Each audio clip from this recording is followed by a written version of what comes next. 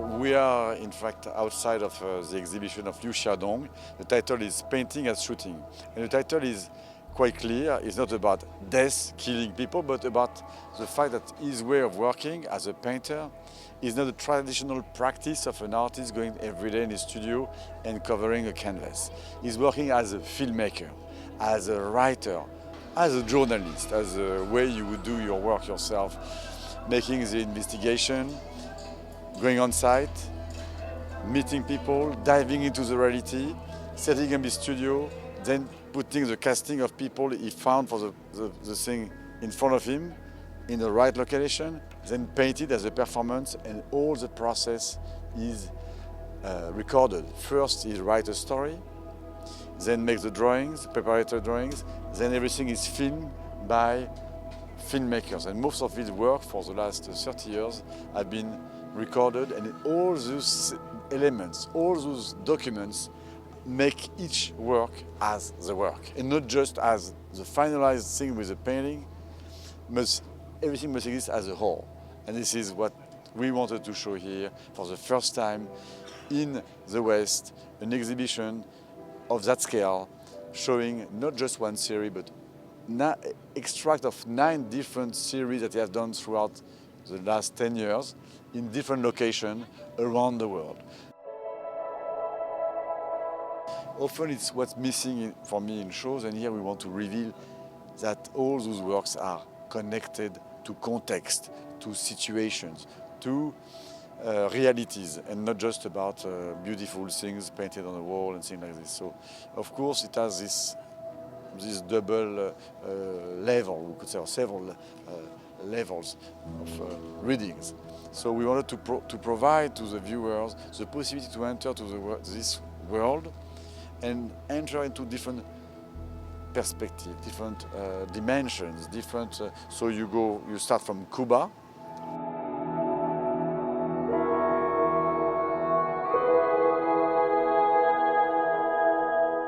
Then you have Bangkok.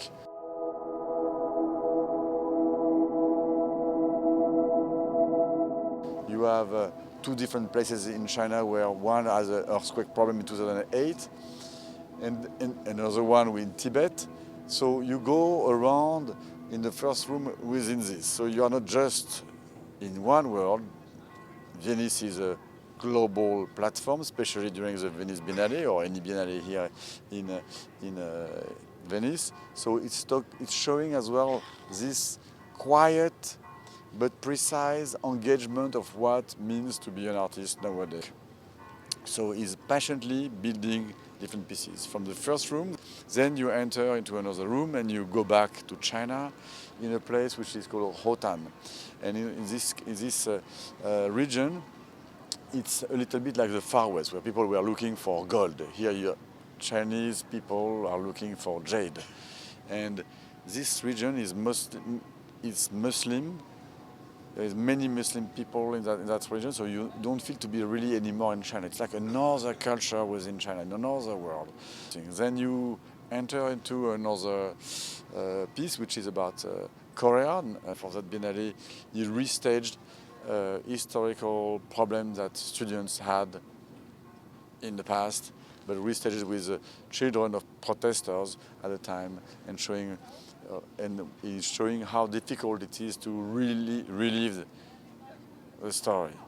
So, and then I would say maybe one of the last work is Rome, this Last Supper, where the 13 characters are having dinner there, and it's showing that having food, having dinner or lunch is instrumental in every country. In Italy, like in China, everything is made around the table.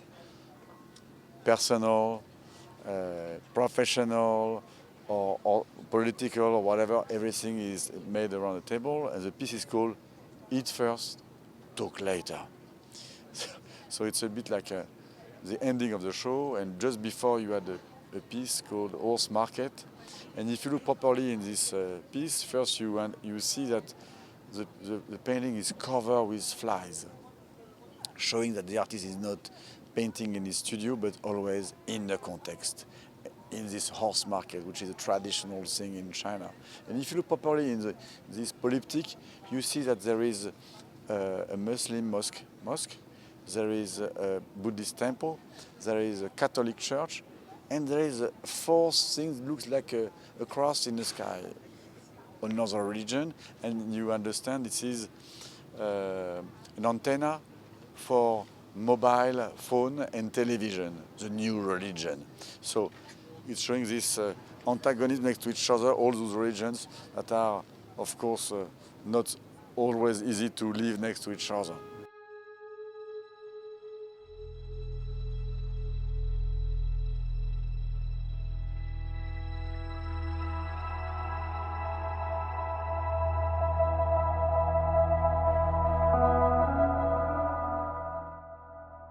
Then you enter into another project in Israel, where he was invited to have a show in the museum there, and he made a series about this dislocation of a place, which is divided into two different realities, cultural, political, and things like this. And it's not a new issue, it's a historical issue that continues. And then you continue to go to the second floor, and then you end up to be in a room where we show a body of painted photos, because he's making a lot of photos when he's making all his projects, shooting the characters, the scene, the landscape, the context. And for the first time he's showing 24 hand-painted photos that are really interesting, because it's like any of those subjects are never closed. Then you have the last step, which are as important as the rest, are the films.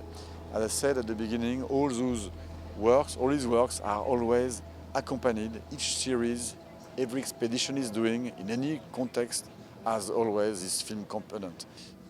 The show is to give back to his work the importance of all those vocabularies, put next to each other as one work, and showing the importance as a unique approach toward the world, toward painting today.